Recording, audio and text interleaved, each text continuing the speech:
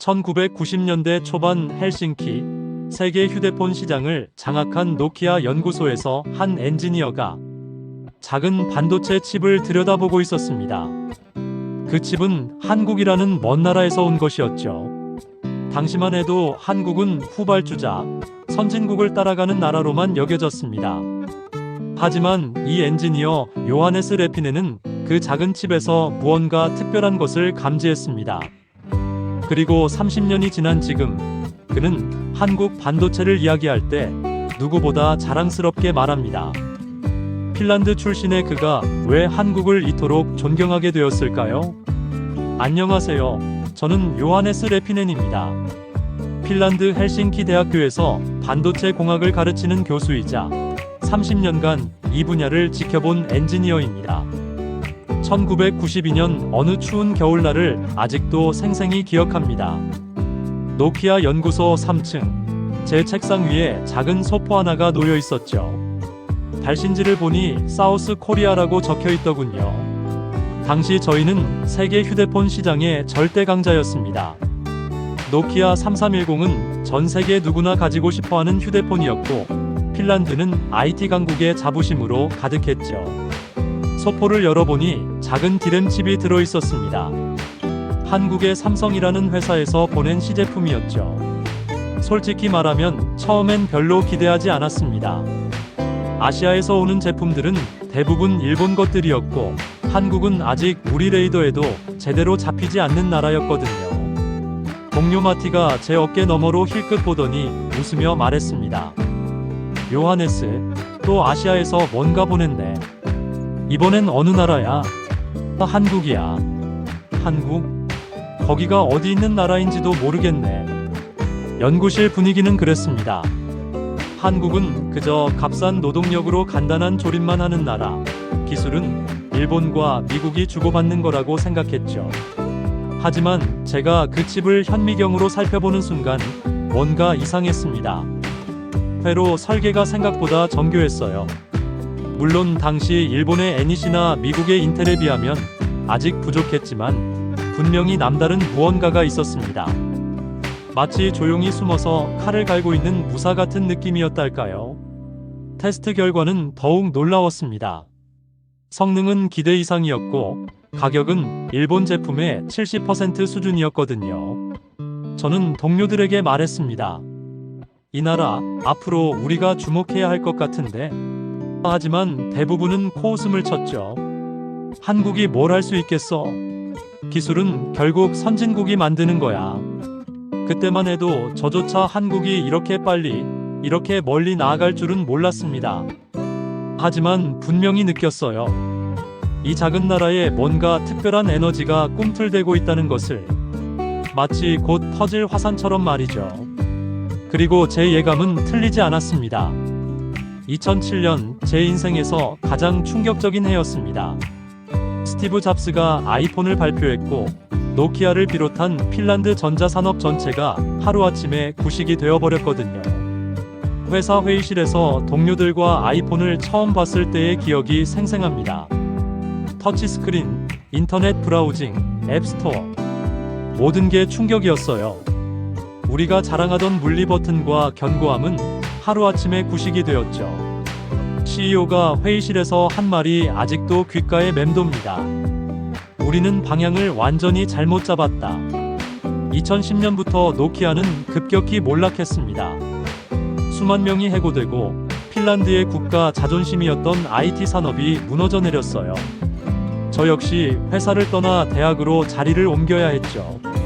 그때의 좌절감과 허탈함은 말로 표현할 수 없었습니다. 하지만 같은 시기 한국은 완전히 다른 길을 걸었습니다.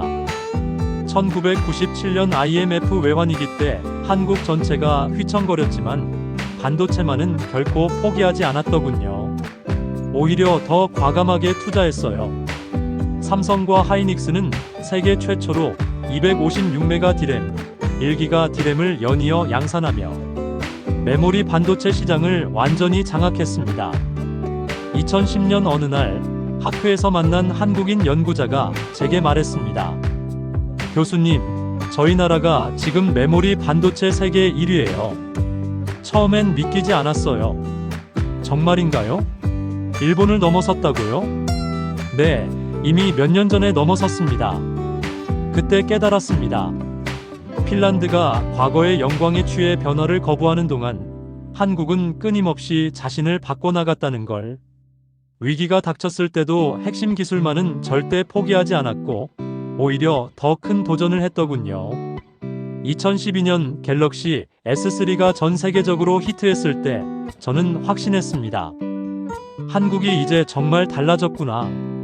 단순히 남을 따라가는 게 아니라 세계를 이끌어가기 시작했구나. 그 안에 들어간 메모리 칩들, 그 모든 게 한국 기술이었어요. 핀란드는 기회를 놓쳤지만 한국은 위기를 기회로 바꿔냈습니다. 그게 바로 한국의 진짜 저력이었죠. 넘어져도 다시 일어서고 더 강해져서 돌아오는 그런 모습을 보며 저는 한국을 진심으로 존경하기 시작했습니다. 교수가 된 후 제가 가장 자주 하는 강의 주제가 있습니다. 바로 한국 반도체의 기적이에요. 학생들에게 이렇게 말합니다. 반도체는 단순한 부품이 아니다. 그것은 국가의 운명과도 직결된다. 강의실에서 학생들의 눈이 가장 크게 떠지는 순간이 있어요. 바로 1983년 이야기를 할 때죠. 삼성의 이병철 회장이 도쿄에서 메모리 반도체 사업 진출을 선언했을 때 일본 언론들이 뭐라고 했는지 아나요? 학생들이 고개를 저으면 저는 당시 기사를 보여줍니다. 한국이 반도체를 웃기는 소리다. 기술도 없으면서. 하지만 그 다음 이야기가 정말 드라마틱합니다. 불과 10년 뒤인 1993년 한국은 세계 최초로 63메가 디램 양산에 성공했어요. 일본을 완전히 앞질러버린 거죠. 학생들의 탄성 소리가 들립니다. 어떻게 가능했나요, 교수님? 저는 한국이 걸어온 길을 차근차근 설명합니다. 1980년대 초 한국은 정말 아무것도 없었어요. 기술도 없고 경험도 없고 자본도 부족했죠. 하지만 있던 것이 하나 있었습니다. 바로 우리 손으로 반드시 해내겠다는 의지였어요. 한국 엔지니어들이 얼마나 치열했는지 아세요? 미국과 일본에서 기술을 배우러 갔을 때 핵심 기술은 절대 알려주지 않았어요. 그럼 어떻게 했을까요? 밤새도록 연구하고 수천 번의 실패를 거듭하며 스스로 길을 찾아냈습니다. 학생 중 한 명이 손을 들고 묻습니다. 그런 집념이 어디서 나온 건가요? 이때 저는 항상 한국의 역사를 이야기합니다. 한국은 오랫동안 주변 강국들에게 침입받고 지배받았어요. 하지만 그때마다 다시 일어섰죠. 그런 역사가 한국인들에게 우리가 하지 않으면 아무도 해주지 않는다는 절박함을 심어준 것 같아요. 오늘날의 현실은 더욱 놀랍습니다.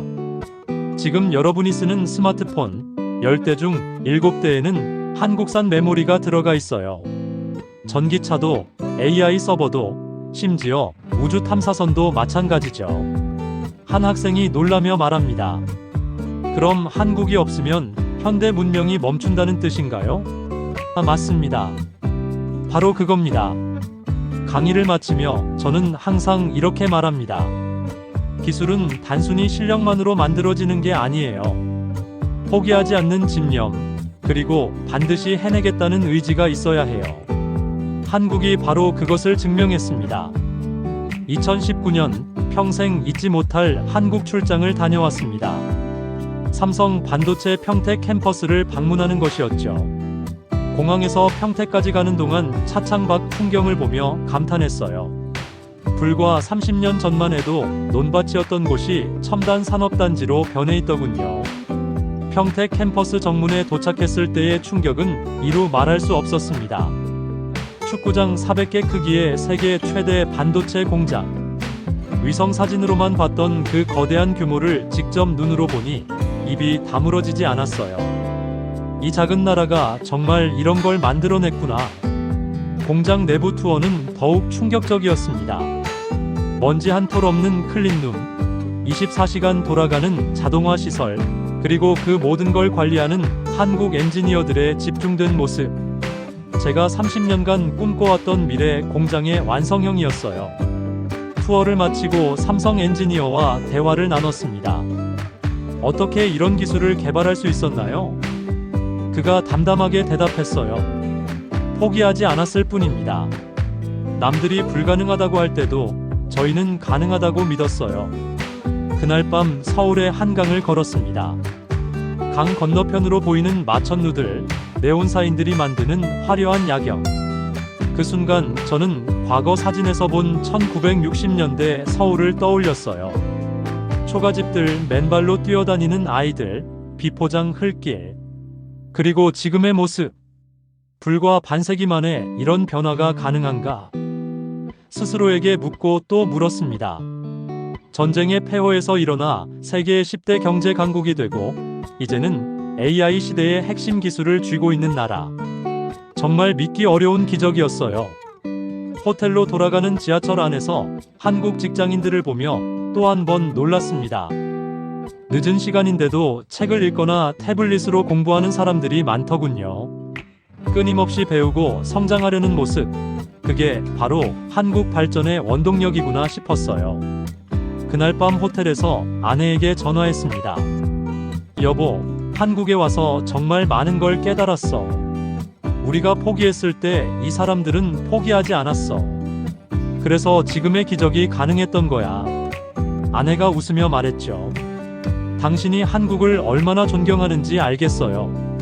그날 밤 창밖으로 보이는 서울의 불빛을 보며 눈물이 났습니다. 감동의 눈물이었어요. 한 나라가 이렇게 극적으로 변할 수 있다는 것에 대한, 그리고 그것을 해낸 한국인들에 대한 존경의 눈물이었죠. 이제 은퇴를 앞두고 회고록을 쓰고 있습니다. 그 마지막 장에 꼭 담고 싶은 이야기가 있어요. 바로 한국과 한국인들에게 전하고 싶은 메시지입니다. 저는 핀란드인입니다. 핀란드의 자연과 문화를 사랑하고 이 나라에서 태어난 것을 자랑스럽게 생각해요. 하지만 한국 반도체를 이야기할 때만은 누구보다 자랑스럽게 마치 제 나라 일인 것처럼 이야기합니다. 왜일까요?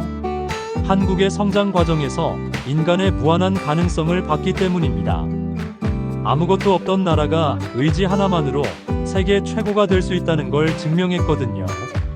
그것도 불과 50년 만의 말이에요.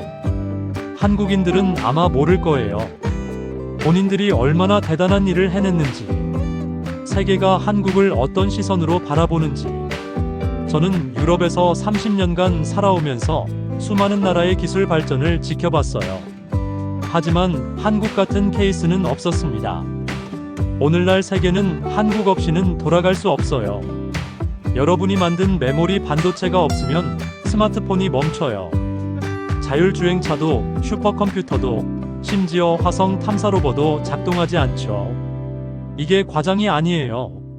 실제 현실입니다. 제가 가르치는 핀란드 학생들에게 이렇게 말합니다.